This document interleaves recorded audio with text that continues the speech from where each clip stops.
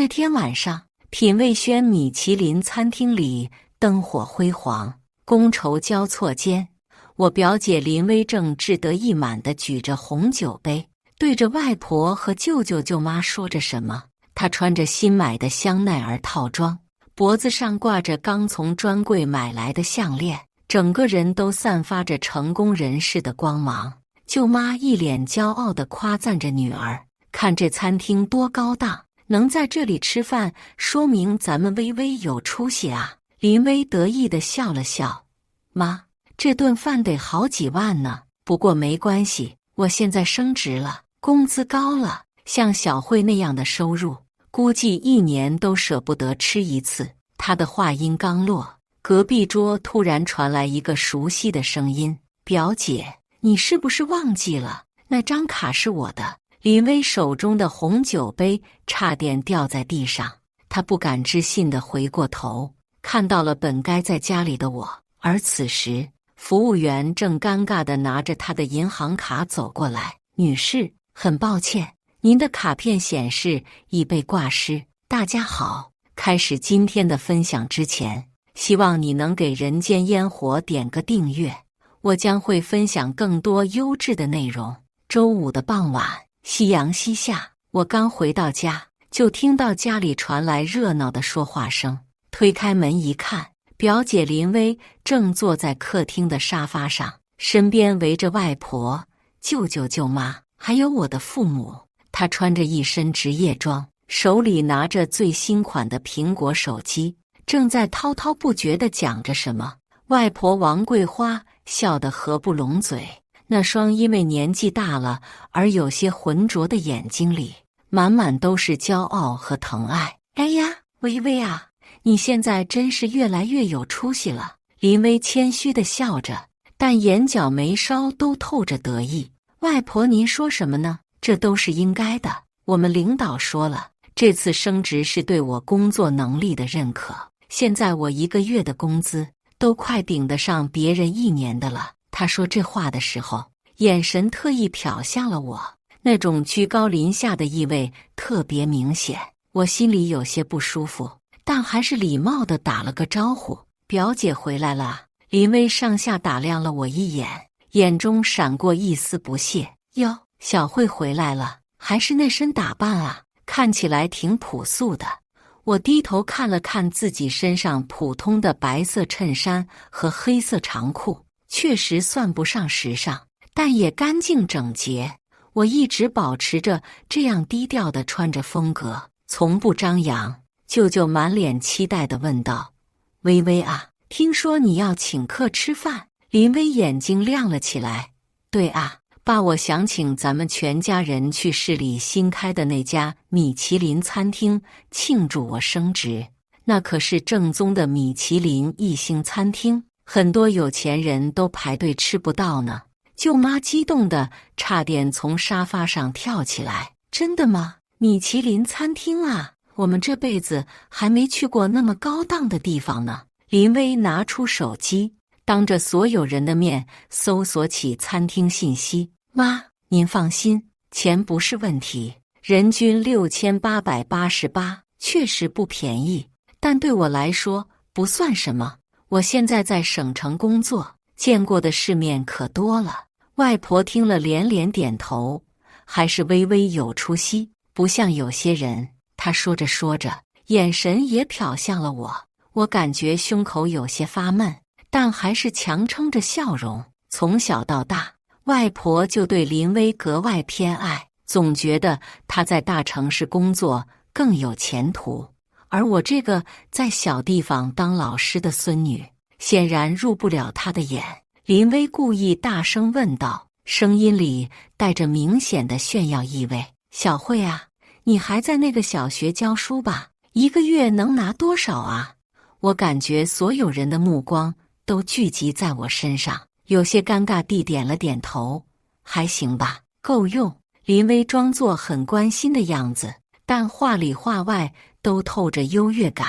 哎呀，我听说现在老师工资也不高，1个月就3、4千块吧。我现在1个月就比你1年挣得多，不过也没关系。阿门吗？适合女孩子。我的手不自觉地握紧了一些，指甲都快掐进手心里了，但我还是保持着表面的平静，没有反驳什么。外婆这时候也跟着说了一句让我心寒的话：小慧啊，你也要争气一点，看看你表姐，人家现在多有出息，你要是再不努力，以后怎么找对象啊？林薇得寸进尺地继续说道：外婆说得对，像小慧这样的收入，估计连我们要去的那个餐厅都舍不得进去吧，人均6888呢。对有些人来说，可能真的太奢侈了。他这话说得特别刺耳，我感觉脸上火辣辣的。但更让我难受的是，家里其他人居然都没有为我说一句话，甚至我的父母也只是尴尬地笑着，不知道该说什么好。林薇看到我没有反驳，更加得意了。不过没关系，等我们吃完饭，我再拍些照片给小慧看看，让她也见识见识高档餐厅是什么样子的。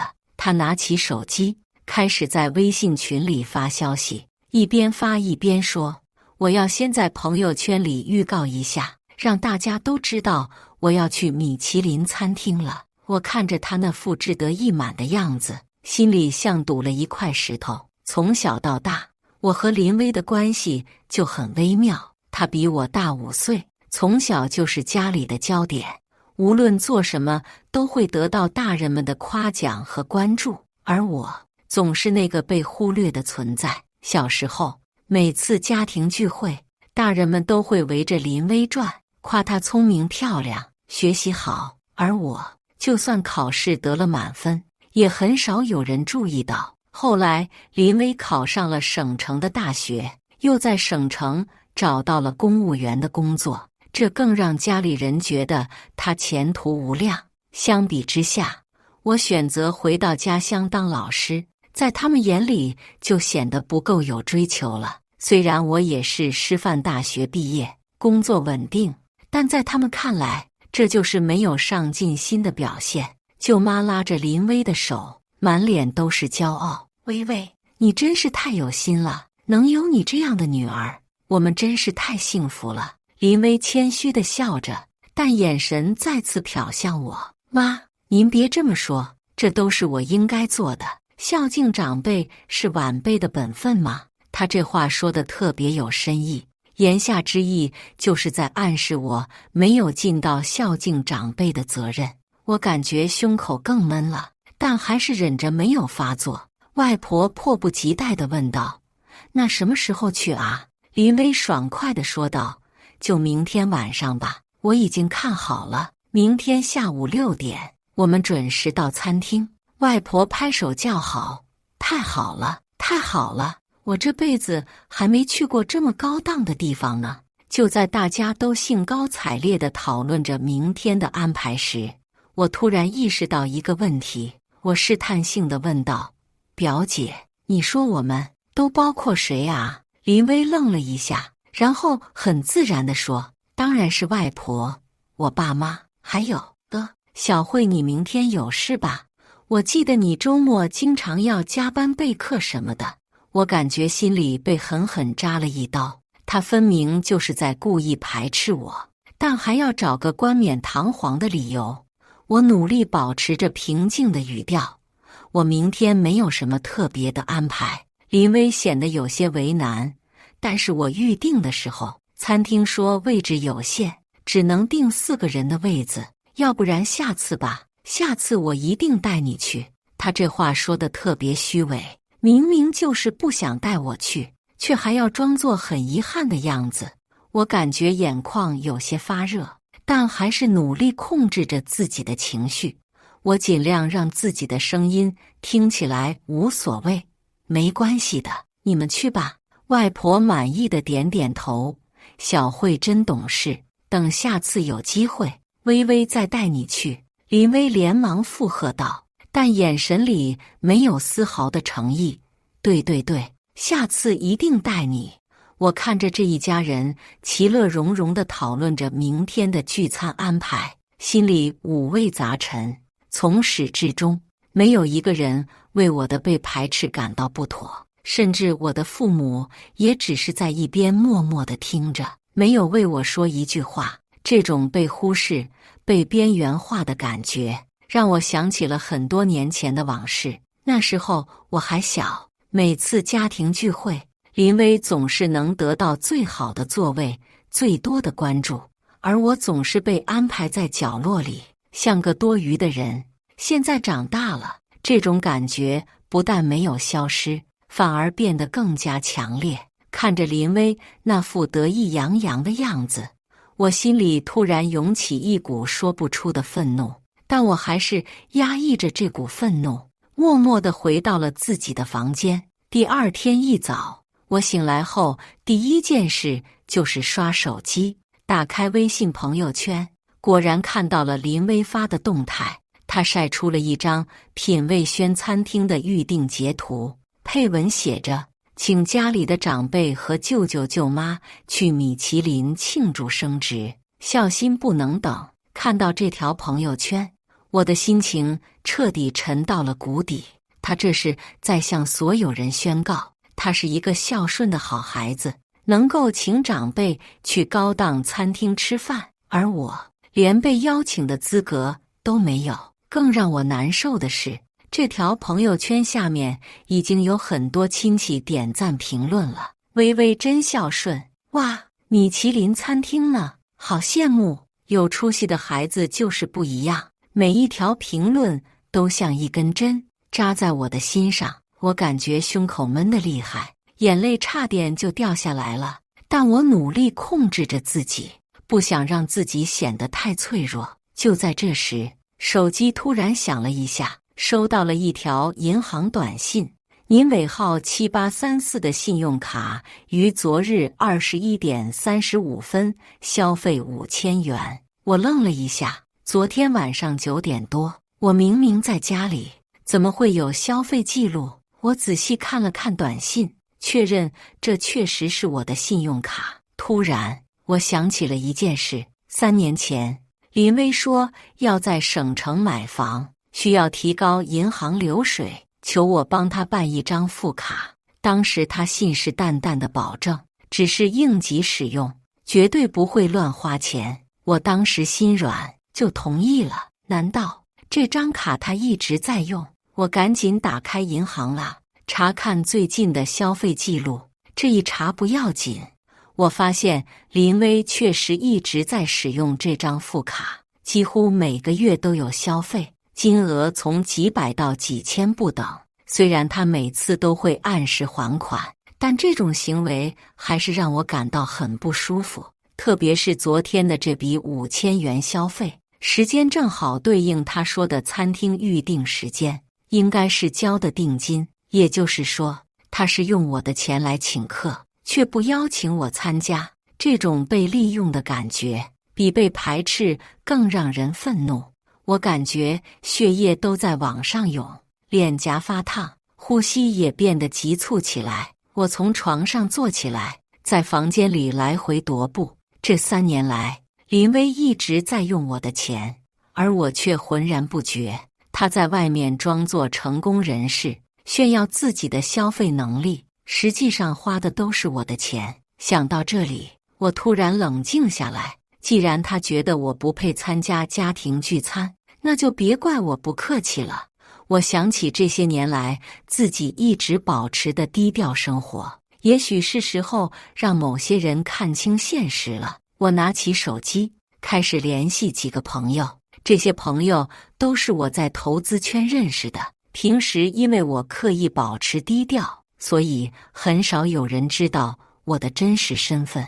我给其中一个朋友发了消息：嘿，明天晚上有空吗？我请客吃饭。朋友很快回复了：太阳从西边出来了，你平时不是最低调的吗？我打字回复：偶尔也要奢侈一下嘛。品味轩怎么样？品味轩那可是米其林餐厅啊。小慧，你确定？确定，我来安排。接下来我又联系了其他几个朋友，大家都答应了。虽然他们对我突然要请客吃这么高档的餐厅感到惊讶，但还是同意了。安排好一切后，我开始思考自己的计划，我要让林薇知道，他一直瞧不起的人，其实比他想象中要厉害得多。而且，既然他一直在用我的钱，那我也应该让他尝尝被拒绝的滋味。周六下午，我特意去了市里最好的美容院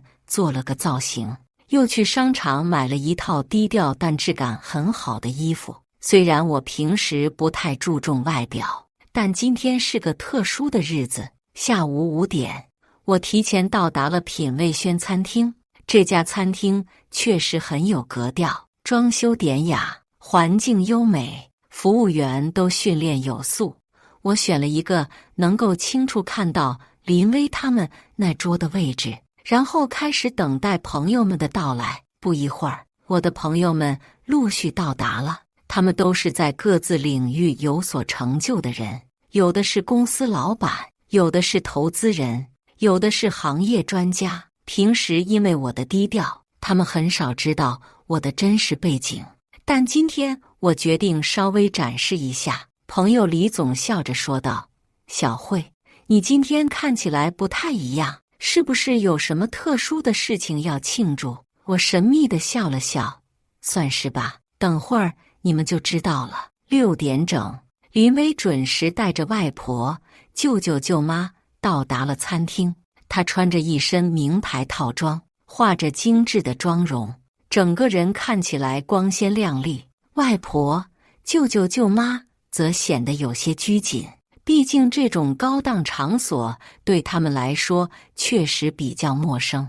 周美华环顾四周，眼中满是惊叹：“哇，这里真的好高档啊！”林薇装作很淡定的样子，但眼神中的得意还是很明显。“妈，您别太激动，这种地方我经常来。今天我要让您和爸、外婆都体验一下什么叫真正的高档生活。”他们被服务员引导到了一个靠窗的位置，正好在我们这桌的旁边。林薇一坐下就开始拍照发朋友圈，一副成功人士的模样。林建国有些担心地问道：“薇薇，这顿饭得花多少钱啊？”林薇大手一挥：“爸，您别担心钱的问题，我现在升职了，这点钱对我来说不算什么。今天我们就要点最好的，让您和妈、外婆都见识见识什么叫真正的美食。”他说着，开始翻看菜单，一边看一边大声说着：“这个松露牛排看起来不错，还有这个鱼子酱，我们都来一份。还有这瓶红酒，据说是82年的拉菲。”我在隔壁桌听着，心里冷笑，他点的这些东西加起来差不多要5万块钱。如果真的是用自己的钱，以他的收入水平，这顿饭足够他吃半年的了。就在这时，服务员走到我们这桌，恭敬地询问：“几位需要点些什么？”我看了看朋友们，微笑着说：“麻烦给我们上你们店里最好的套餐，6个人，价格不是问题。”服务员开始详细介绍：“好的，我们推荐帝王套餐。”我爽快地答应了。就这个，隔壁桌的林薇明显听到了我们的对话，她转过头看了一眼，当看到是我时，眼中闪过一丝惊讶，她的声音有些尖锐：“小慧，你怎么会在这里？”我淡淡地笑了笑：“哦，请朋友吃个饭。”林薇的脸色有些不好看，她没想到我也会出现在这里，而且还是请客的那个，这让她原本的优越感受到了冲击。外婆好奇地看向我的朋友们：“这几位是？”我的朋友李总主动介绍道：“我们都是小慧的朋友，平时一起做些投资方面的工作。小慧虽然平时很低调，但她在我们圈子里可是很有名的。”舅舅有些疑惑：“投资？小慧不是当老师的吗？”另一个朋友王总笑着说道：“当老师只是小慧的副业，她的主业是投资，而且做得相当成功。我们这些人都很佩服她的眼光。”林薇的脸色越来越难看，她没想到自己一直瞧不起的表妹，居然还有这样的身份，但他还是强撑着说道：“是吗？小慧从来没跟我们说过这些。”李总继续说道：“小慧就是这样，特别低调，明明有那么大的成就，但从来不炫耀，不像现在有些人，一点小成功就到处宣扬。”这话明显是在暗指林薇，她的脸更加难看了。用餐过程中，两桌人形成了鲜明的对比。林薇那边，她一直在大声炫耀自己的工作成就和收入水平，试图证明自己有多成功。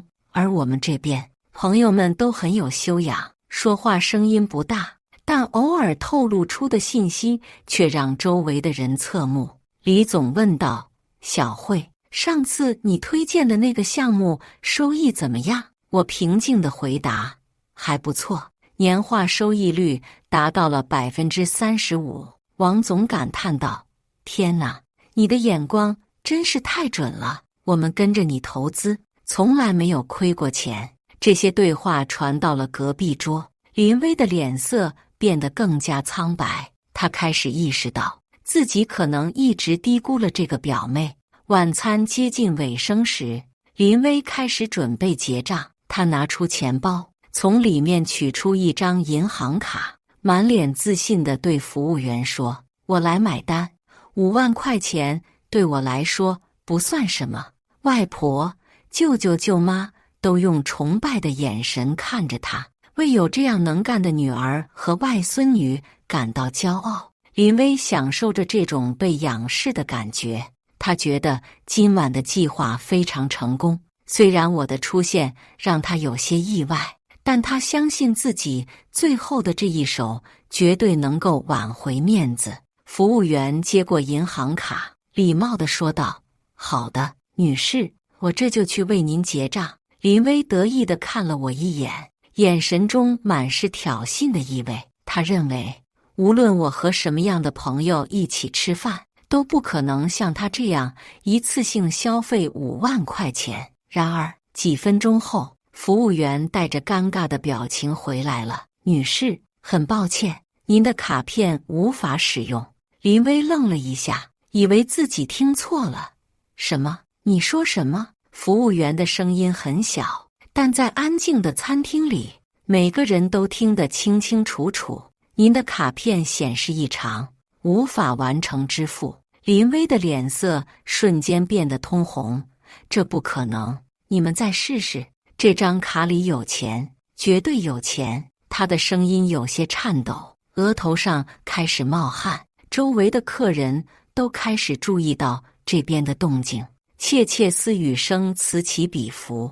服务员又试了几次，依然显示同样的错误。“女士，系统显示这张卡片已被挂失或注销。”林薇完全懵了。“挂失？这不可能，我没有挂失啊！”他的声音越来越大，引来了更多人的关注。外婆、舅舅、舅妈都用疑惑的眼神看着他，不明白发生了什么事。就在这时，我缓缓站起身，走到了他们那桌，所有人的目光都聚集在我身上。我看着林薇那张惊慌失措的脸，心里涌起一阵快感。这3年来，他一直用我的钱在外面装阔，今天终于到了揭穿真相的时候了。我的声音很平静，但每个字都清晰有力。“表姐，你是不是忘记了？那张卡是我的。”林薇的脸色瞬间变得惨白，比刚才的通红更加吓人。她张了张嘴，但一个字都说不出来。外婆、舅舅、舅妈都愣住了。他们用不解的眼神看着我们2个，完全不明白这是什么意思。舅舅结结巴巴地问道：“什么叫是你的？”我深吸了一口气，然后慢慢说道：“3年前，表姐说要在省城买房，需要提高银行流水，求我帮她办一张副卡。我当时心软答应了，她承诺只是应急使用。”我停顿了一下，让这个信息沉淀一下，然后继续说道：“没想到这3年来，他一直在刷我的卡。刚才我把那张卡注销了，所以我没有说完，但意思已经很明显了。餐厅里安静的可怕，只有空调的嗡嗡声在响着。所有人都用震惊的眼神看着林薇，等待着他的解释。林薇的嘴唇颤抖着，脸色从白转青，从青转紫。她想要解释什么，但却不知道该说什么好。外婆的声音很小，但能听出其中的震惊和失望。微微，这是怎么回事？林薇终于找回了声音，但声音颤抖得厉害。我是有在用那张卡，但我每个月都有还钱的，我没有欠小慧的钱。我冷静地说道。确实，你每个月都按时还款，但是表姐，你知道你是用什么还的吗？你是用信用卡套现来还我的卡，拆东墙补西墙而已。你真正的财务状况恐怕比你说的差远了吧？这句话像一颗重磅炸弹，彻底炸毁了林薇最后的防线。她瘫坐在椅子上，再也说不出任何反驳的话。舅舅的脸色变得非常难看。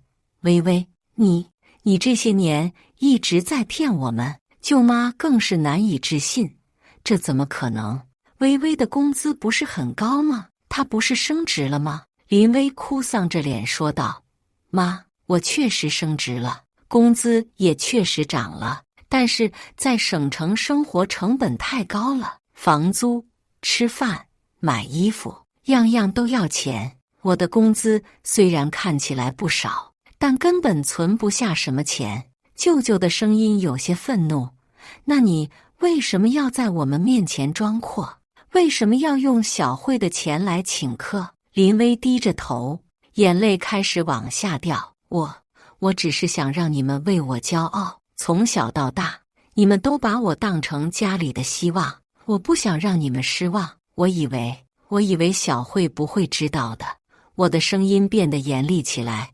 所以你就把我排除在聚餐之外。表姐，你用我的钱请客，却不邀请我参加，这种行为你觉得合适吗？林薇哭得更厉害了。对不起，小慧，我真的对不起你。我当时就是想显摆一下，没想到会伤害到你。我冷笑了一声。显摆？表姐，你今天在外婆面前说什么来着？说我收入低，说我来这种地方也吃不起，说我一年的收入都不如你一个月的。这是显摆吗？这是羞辱。我的声音越来越大，3年来积压的愤怒终于爆发出来。从小到大，你就是这样对我的。你总是觉得自己比我优秀，比我有出息，有资格瞧不起我。但是表姐，你知道我的真实收入是多少吗？林薇抬起头，用红肿的眼睛看着我，眼中满是恐惧。我一字一句地说道：我去年的收入是1000万。餐厅里再次陷入了死一般的寂静。这个数字对在场的所有人来说都是一个天文数字。外婆、舅舅、舅妈都用不敢置信的眼神看着我，他们怎么也想不到，这个他们一直忽视的人居然有这样的成就。舅妈的声音颤抖着：1000万？小慧，你没有开玩笑吧？这时，我的朋友李总走了过来，对服务员说道：这位女士的账单我们一起结了吧。他掏出一张黑卡递给服务员，服务员接过卡片，立刻变得更加恭敬。好的，陈总。外婆疑惑地看向李总。陈总。李总微笑着说道：这位是我们公司的隐名股东，陈小慧女士。她虽然平时很低调，但确实是我们见过最年轻有为的投资人之一。去年他投资的几个项目都获得了巨大成功，收益确实超过了1000万。这番话彻底震惊了所有人。外婆瞪大了眼睛，舅舅舅妈张大了嘴巴，连话都说不出来了。林薇更是彻底崩溃了，她用双手捂着脸，哭得浑身颤抖。我看着她这副样子，心里的怒气慢慢消散了。虽然她确实做错了很多事，但看到她这样，我还是有些于心不忍。餐厅经理这时候过来了，他认识我的朋友李总，知道我们这桌都是有身份的人，所以格外小心。餐厅经理恭敬地说道：“陈女士，今晚给您造成的困扰，我们深表歉意。您的朋友已经结清了2桌的账单，总共58000元。”我点了点头，然后看向还在哭泣的林薇：“表姐，今晚的账我已经帮你付了，但这是最后一次。”林薇抬起头，泪眼朦胧地看着我：“小慧，我真的对不起你，我这些年确实是嫉妒心作祟。我以为自己在大城市工作就比你优秀，没想到。”我的语气缓和了一些：“表姐，我们从小一起长大，我从来没想过要比较什么。你有你的路，我有我的选择，但请不要再用贬低别人的方式来抬高自己。”外婆这时候站起来，走到我面前，拉住了我的手：“小慧，是外婆错了，外婆这些年对你不够好，总是偏心微微，外婆向你道歉。”看到外婆那苍老的脸上满是愧疚和自责，我的眼眶也湿润了。外婆，您没有错，家人之间有误会很正常，说开了就好。舅舅也站起来，脸色复杂地看着我：“小慧，舅舅这些年也对你不够好，我们都被微微的表面现象给骗了，没想到你才是真正有出息的那个。”我摇了摇头，每个人都有自己的发展道路，没有谁比谁更有出息这一说。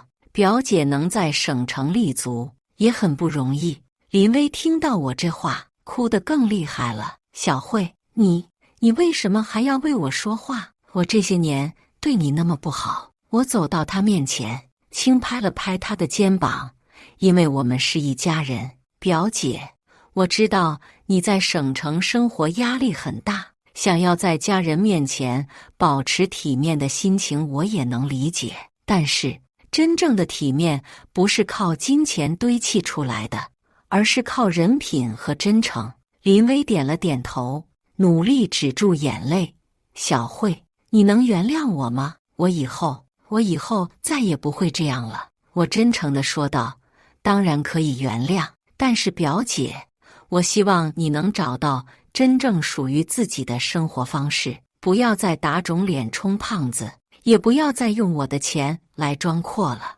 那张副卡我已经注销了，以后你要学会用自己的能力来生活。”林薇用力点了点头：“我明白了，小慧，我会努力的。”这时候，我的朋友们也过来了，他们刚才一直在远处观察，给我们家人留出了私人空间。李总说道：“小慧，我们准备走了，你还有什么安排吗？”我说道：“你们先走吧，我想和家人再聊一会儿。”朋友们离开后，我们一家人又坐了下来，气氛比刚才缓和了很多，但还是有些尴尬。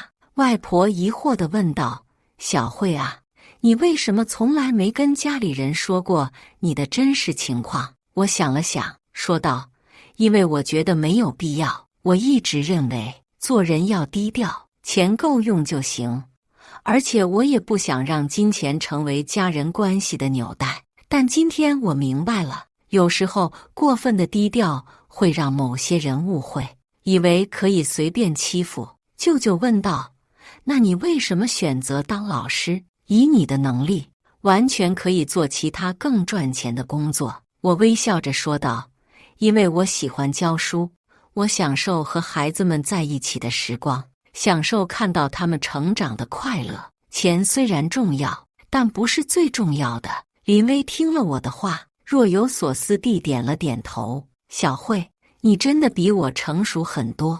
我这些年一直在追求表面的成功，却忽略了内心的平静和快乐。”我安慰她道：“表姐，每个人的价值观不同，没有对错之分，重要的是要诚实面对自己，诚实面对家人。”外婆感慨地说道：“小慧说得对，我们这些老人家总是喜欢攀比，总是希望自己的孩子能出人头地，但我们忽略了，最重要的是孩子们要快乐，要做一个好人。舅妈也点了点头。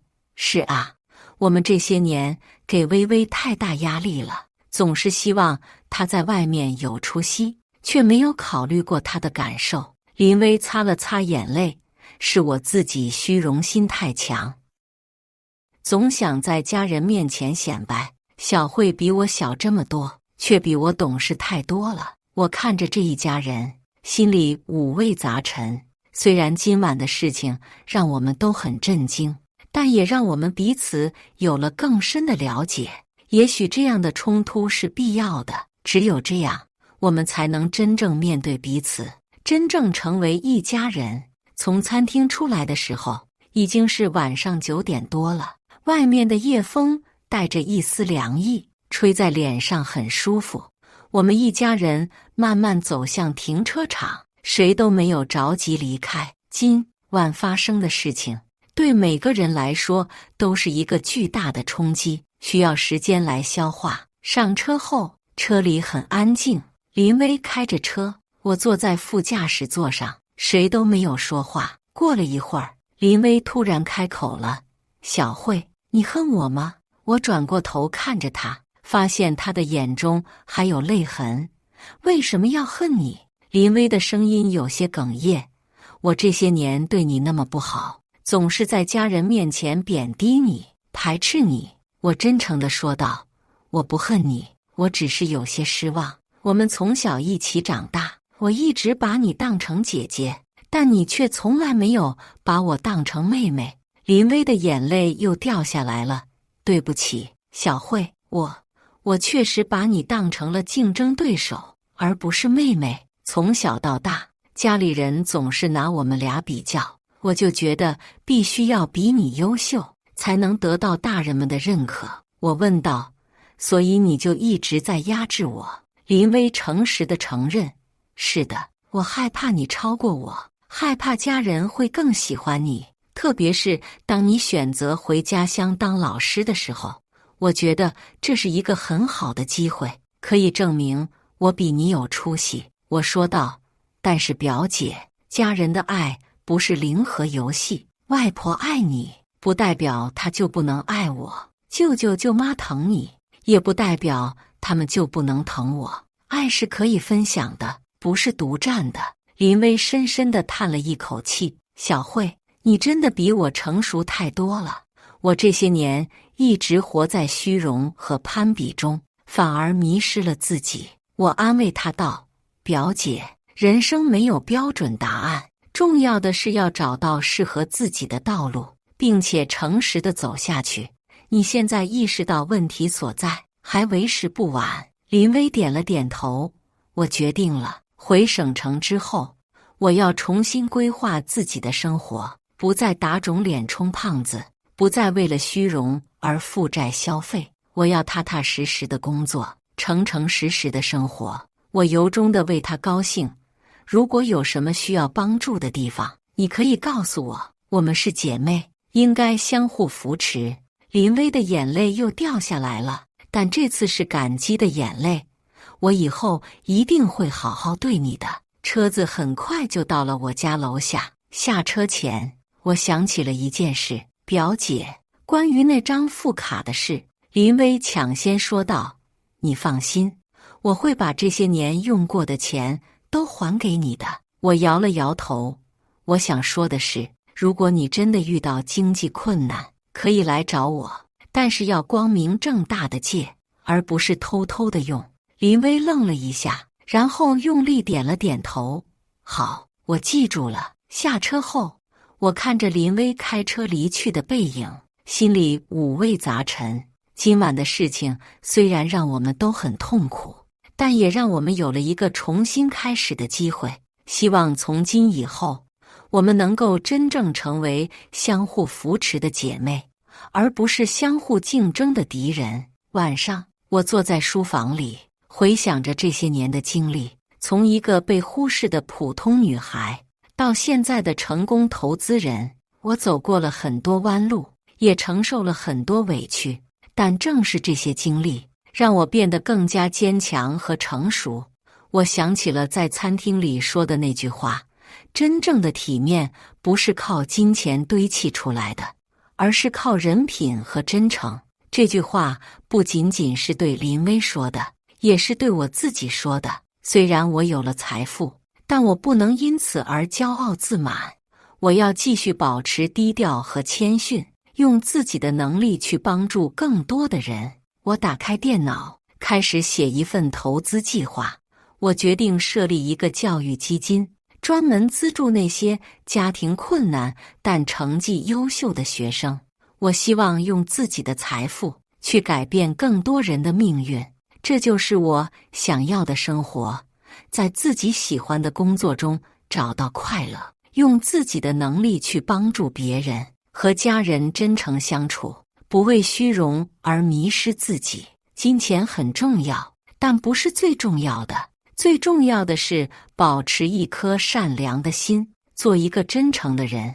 这场风波让我们一家人都成长了很多。林薇学会了诚实面对自己，外婆学会了公平对待孙女，舅舅舅妈学会了不要给孩子太大压力，而我学会了在适当的时候要勇敢地展示自己。我相信从今以后，我们会是一个更加和谐、更加真诚的家庭，而这比任何金钱都珍贵。